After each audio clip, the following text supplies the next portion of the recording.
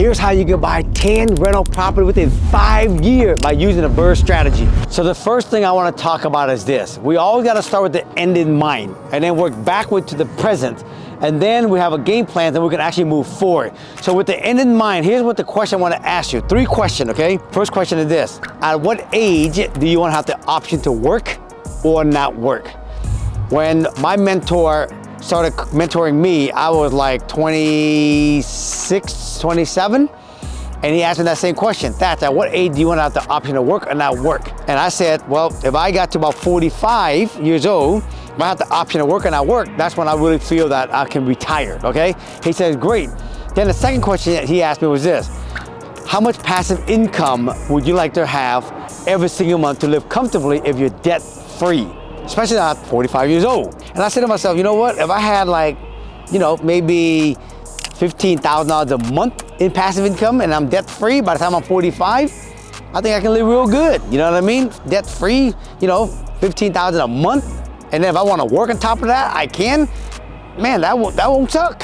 So he was like, okay, great, 15,000. And then he asked me, what is the average rent? And at that time, I think rent was about 1,500 bucks. And so I needed basically 10 rental property bought and paid off by the time I'm 45 years old, so I could actually get $15,000 a month. And so I was like, okay, so I got real clear, right? I want to actually work or not work at 45. I want to have $15,000 a month in passive income by that time, and average rent $1,500 per unit. I need 10 of those. And then my why was, by the time I'm 45, I want to spend the second half of my life actually enjoying myself, traveling with my family, my kids. I didn't have kids back then, but I was thinking of all that. And I want to make sure that I set myself up early, so by the time I'm 45, I have the freedom to work and not work, have money coming in. If I want to work, I can make more money on top of that, and I can spend time with my family, do the thing I really want to do if I didn't have to work. So that was my why, that was my game plan. So then basically at 25, 26 in that zone, I was focused on started accumulating 10 property. So let's talk about phase 1, which is accumulation. The first thing we're gonna do, we're gonna accumulate. We're not gonna worry about paying them off anything. We wanna accumulate the 10 door first, okay? So in order to accumulate 10 doors, there's 2 things we gotta look at. 1 is the money to buy the property, and 2, you gotta have basically good credit and good, income, low debt, so you can qualify to actually buy the property and keep it as rental property. So let's talk about credit first.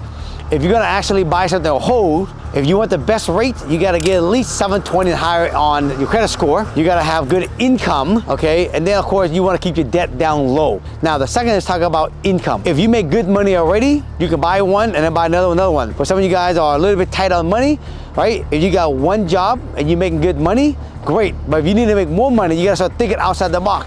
Where can I actually make more money? Where can I actually create more money so I can have more money come to the front door so I can actually buy more property? I want you to start thinking about that. You got one income from your regular job, and then start figuring out how to increase your income by adding 1 or 2 or 3 other sources of income so you can actually make more money, because the more money you can make, the faster you can buy your 10 property. All right, so let's talk about accumulating.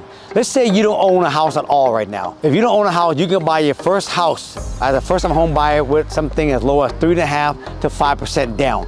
If you did that, you bought your first property, then you live in it, and then if you want, maybe rent out a couple of rooms or rent out the basement, right, to offset your mortgage so you can live there for little to nothing, or, free. Now, you live there for a while. Let's say a year later, you decided, you know what, you got enough money, you want to buy another one. Turn that into a rental, and then go buy the next house, and then you do that again. So let's say after your second or third time you did that, 5% down, 5%, and you don't want to move no more. Now, since you're not moving no more, you gotta start buying property where it's an investment property. Most banks don't want at least 20 to 25% down. Now you start to accumulate the next property, next property until you get to 10. When you get to 10 property, then I want you to stop, and we're gonna start talking about how to pay them off next. All right, so now you already completed your accumulation phase. Now you're at that point where you got 10 doors, and based on your 10 door, you have a certain amount of gross rent. Let's say you want to go for $25,000 a month in passive income. So each basically unit is worth $2,500 in rent, and you got 10 doors, you got $25,000 in gross rent. Now, until these things are all paid off, that's when you're gonna get all $25,000 a month in passive income for life. Now let's talk about phase 2, what we call the payoff state. There's a lot of different opinion about paying off property out here, because everybody always talking about leverage. Don't pay off your property because you can always leverage. But this is what I'm gonna say. It all depends on this. It depends on how old you are. It depends on how much income you bring into the front door. And it also depends on what your experience you want to have in your life. All that matters, okay? So let's just say, for example, let's start with age. Let's say you're 53-year-old like me, okay? And you know what? You don't want to keep working forever. You want to actually have enough passive income, so if you want to work, you can. But if you're 53 and you still are leveraging and buying more property, and each one of these properties only making $500, you're never going to get the full effect. But yes, you might say that, yeah, but I got 100 properties, so those 100 is giving me $25 a month. Yes, great, but you don't have peace of mind because you still got 50, 60, 70, 80, 100 million with the loan outstanding, and you 50, 60, 70 years old, still out there grinding, running on a treadmill, trying to pay the mortgage off. At some point, you want a peace of mind. That's why people in this real estate game, peace of mind is underrated. They don't think about that. And what kind of spirit do you want? Do you want to actually have a very freestyle spirit when you're in the 50s and 60s? That's the best part of your life. That's where you want to spend the time relaxing, going out, do things, versus worrying about kind of keep grinding. So let me go ahead and start off by addressing the young adults. For all the hungry lions out there that want to say, Thach, I want to buy more than 10 properties. I don't want to stop. I'm making good money through the front door. There's two things you can do, okay? One is, since you got your 10 now and you're still young and you got good money coming in, let's keep buying more. Let's buy 11, let's buy 12, 13, 14. Let's say you buy 20 or more, now you have 20 property or 25 property, okay? Now you're up there and you only need 10 to really live a good life. So let's say you got 20, 25 property, you know, and you're in your basically your 40s now. So now you feel like, you know what, I think I'm good. Now what we can do, we can sell probably half of those property, take all the equity out of those properties since they have all rise in appreciation, take half of the property, sell them, and take all the cash and then dump it off on 10, 11, 12 property you have. Now you have all of them free and clear. Basically now, you didn't have to pay extra money to pay it. You just took all the equity you had from property number 11 through 20, 25, whatever it is that you decide to keep going. Take all the equity you made from the appreciation of these property, then pay off your 10, 11, 12 property. And that's another way to actually do it without stopping at number 10. All right, now I want to address the older folks right now that doesn't want to buy no more property. They got to 10, they go, Thach, I don't want to buy no more property. I'm good. I just want to pay them off. So this is how you go about paying off your property. So what you do, you take the 10th property and you take the lowest mortgage first. And that's probably the one you bought first, typically. You take the lowest mortgage one first, and then you're gonna start actually making payment towards this property.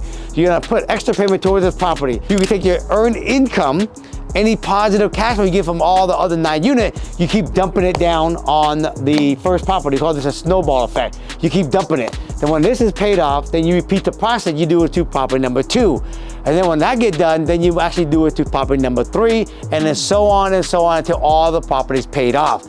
If you do this right, folks, you can get this thing put out very rapidly because the snowball effect, it gets bigger and bigger and bigger as you go towards number 5, going towards number 10. So here's a bonus tip for you about monthly payment. How much interest you save when you actually make extra payment. Check it out. Let's say you have a mortgage of $300,000. Let's say you have an interest rate of 6% on a 30-year fix. Your monthly payment principal and interest is about $1,800, okay? If you make one extra payment every year, at the end of the year, you make one extra payment, and you write it principal only toward your payments. So you have 12 regular payments, and at the end, you make one extra payment, principal only, you turn that in, you will shave almost 6 years of your 30-year loan, and you will save about $76,400 in interest if you make one extra payment. If you do it every quarter, right, principal only, that's 4 extra check at the end, every quarter, okay, at the end of the year, okay, you will save about $176,000 worth of interest, and you're gonna shave off 13.8 years, 13 year, 8 months of your 30-year loan. Now, if you're ambitious, you got good money coming in, you decide to pay one every single month. Every month you write one check, and then you got another check towards principal only. Every month, you're gonna save about $276,000 worth of interest, and you're gonna shave off about 21 years of your 30-year. Now that's a tip for you guys, that when you wanna make extra payment, you can think about that, and that's how you pay down your property faster. All right, you guys, that is a wrap. I hope you all like what we showed you guys today and how you guys can actually buy 10 rental property here in the next 5 years by using this BRRRR strategy. This is the strategy someone taught me how to do, and I'm still implementing it today, and I'm teaching a lot of people how to do it all across America, okay? If you have any questions, comment, please comment in below, right? If you like the video, give it a thumbs up. Make sure you guys subscribe to that button for us, okay? We're trying to hit 1 million subscribers, okay? Talk to y'all soon. Peace out.